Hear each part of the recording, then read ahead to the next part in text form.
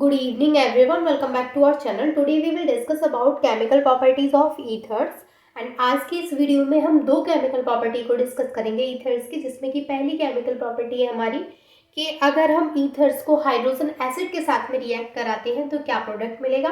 और सेकंड जो हमारी केमिकल प्रॉपर्टी है वो है एसिटाइलेशन, जिसमें कि हम ईथर्स को रिएक्ट कराएंगे एसिटाइल क्लोराइड के साथ या फिर हम उसको रिएक्ट कराएंगे एसिटिक एनहाइड्राइड के साथ। और दोनों ही केस में हमारे जो प्रोडक्ट होंगे वो सेम होंगे, हमें एस्टर का फॉर्मेशन होगा। ओके, तो चलिए कराते हैं हम हमारी रिएक्शन।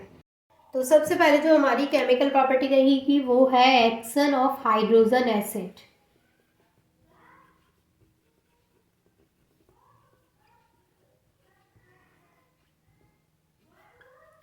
देखिए इसमें जो हम रिएक्शन कराएंगे वो कोल्ड में कराएंगे।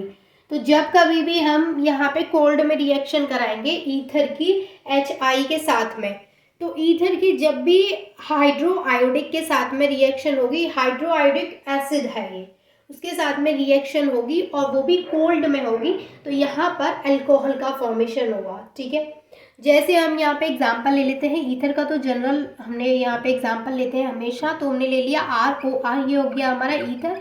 इसको हम रिएक्ट कराएंगे HI के साथ। तो यहाँ पे जो HI के साथ हम रिएक्ट करा रहे हैं ये क्या है, ये है हमारा हाइड्रो आयोडिक एसिड, क्योंकि यहाँ पे ये जो आई है वो क्या है, आयोडीन है। तो ये एसिड के साथ में जब हम इसको रिएक्ट कराते हैं तो यहाँ पर जो रिएक्शन होती है वो कोल्ड में होती है और यहाँ पर अल्कोहल का फॉर्मेशन होता है। अल्कोहल का फॉर्मेशन कैसे होगा, यहाँ पे देखिए ये जो R है यहाँ से वो इस I के साथ बॉन्ड बना लेगा, तो ये RI बन के बाहर निकल जाएगा और जो हाइड्रोजन है वो इस ऑक्सीजन के साथ बॉन्ड बना लेगा। तो यहाँ पर जो फॉर्मेशन होगा वो होगा इस तरीके से अल्कोहल का, और इसके अलावा ये हो गया एल्काइल हैलाइड का। तो RI हमारा अलग हो गया, यानी ये तो बन गया हमारा यहाँ पे अल्कोहल और ये बन गया एल्काइल आयोडाइड। ठीक है, तो यहाँ पे अल्कोहल एंड अल्काइल आयोडाइड का फॉर्मेशन हो जाता है जब हम यहाँ पे कोल्ड में रिएक्शन कराते हैं ईथर की HI के साथ में। तो ये तो रही हमारी फर्स्ट केमिकल प्रॉपर्टी। सेकंड में हम कराएंगे एसिटाइलेशन, आप इसका स्क्रीनशॉट ले सकते हैं। अब हम इसका एसिटाइलेशन कराएंगे। तो एसिटाइलेशन में क्या होता है, एसिटाइलेशन में मैं आपको दो रिएक्शन कराऊंगी और दोनों ही रिएक्शन आपको आनी चाहिए, इम्पॉर्टेंट है एंड बहुत अच्छी रिएक्शन है जो एसिटाइलेशन की है। तो उसमें हम क्या कराएंगे, पहले हम ईथर को रिएक्ट कराएंगे यहाँ पे एसिटाइल क्लोराइड के साथ में। तो हम यहाँ पे लेंगे CH3COCl, ये हो गया हमारा एसिटाइल क्लोराइड। अब देखिए जब हम ईथर को एसिटाइल क्लोराइड के साथ में रिएक्ट कराएंगे तो यहाँ पर क्या होगा कि जो ये वाला CH3 है, ये वाला CH3 और ये वाला CO, और यहाँ से एक OR जाएगा और इससे एज इट इज जाकर के जुड़ जाएगा। जो एसिटाइल क्लोराइड है इससे एज इट इज जाकर के जुड़ जाएगा क्लोरीन की जगह पे। मतलब कि ये जो है इतना पार्ट और यहाँ से एक OR आपस में बॉन्ड बना लेंगे इस तरीके से। तो यहाँ पे जो बॉन्ड बनेगा वो होगा CH3 CO और एक ये वाला O और ये R। तो ये जो हमारा फॉर्मेशन हुआ है यहाँ पे किसका हुआ है, CH3COOR, जिसको हम बोलते हैं एस्टर। इसके अलावा दूसरा क्या बनेगा, अब यहाँ पे क्या बचा, R बचा और यहाँ पे ये Cl बचा।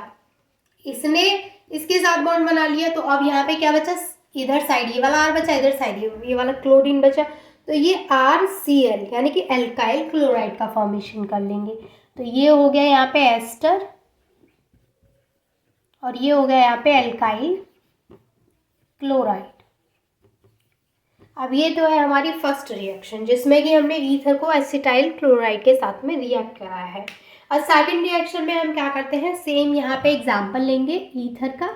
तो हमने यहाँ पे ईथर ले लिया और उसको हम रिएक्ट कराएंगे इस बार एसिटिक एनहाइड्राइड के साथ में। तो ये हो गया हमारा CH3 एसिटिक एनहाइड्राइड, तो CH3CO का होल ट्वाइस और ये हो गया ऑक्सीजन एसिटिक